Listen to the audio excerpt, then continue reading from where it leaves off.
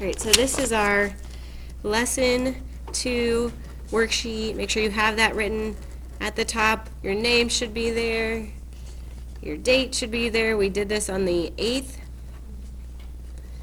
period 3.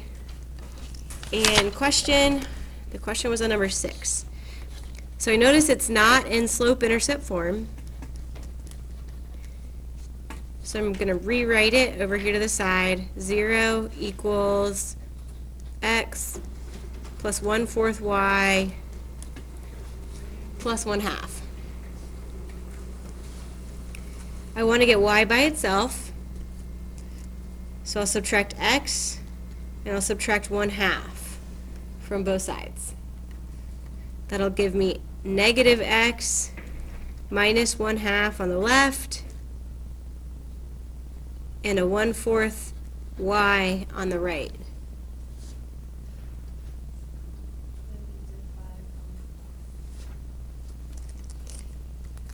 What was that?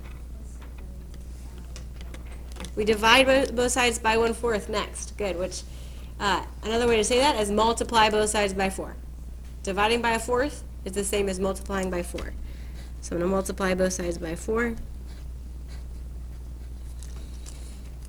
And I'll distribute. So 4 times negative x is negative 4x. 4 times negative 1/2 is minus 2. And now the 1/4 and the 4 cancel out, and we have y.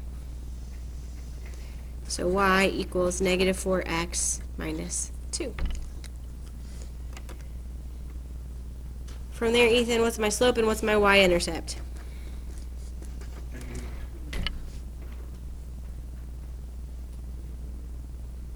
Ethan? Mason?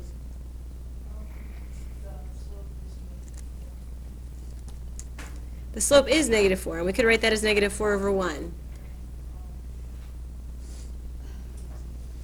And b is negative 2. Good. So we start at the b value, negative 2.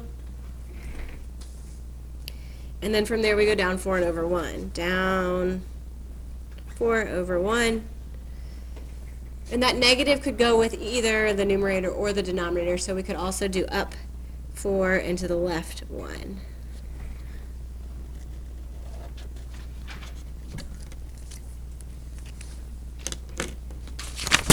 Next up was number 16, and we changed the instructions on number 16 to say, instead of standard form, we're going to go with point slope form. In point slope form, if you don't have this written down, make sure you write it down now, is y minus y1 equals m times x minus x1.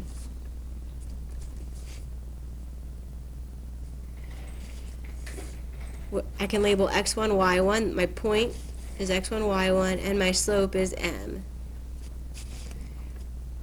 So I'll just plug in my values. Y minus y1, which is 4, equals m times x minus x1, which is negative 2. So minus a negative is going to be plus 2.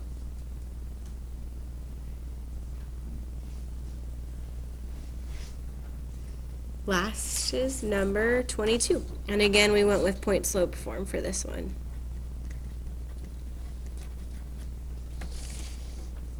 So number 22, they've given us the x1, y1.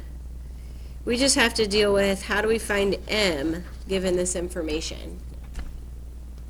It says perpendicular to this line, y equals negative x plus 5. So what's the slope of that line, Christian?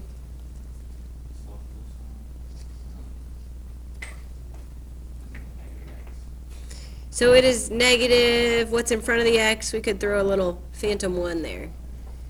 So then, if the slope of this line is negative 1, the slope of our perpendicular line, remember, perpendicular lines have opposite reciprocal slopes. The reciprocal of 1 is 1. But the opposite of negative 1 would be a positive 1. So my new slope is positive 1. And now I just plug it back into the point slope form that we just wrote down. Y minus 0 equals 1 times x minus x1, and that's your point slope form. You could have written this as y equals, that's a phantom 1 as well, I don't need to write it. So I could just write y equals x minus 5. Because that's the simplified version. So the slope-intercept form and the point-slope form actually are the same thing on this problem. Any other questions? All right. So that's lesson 2.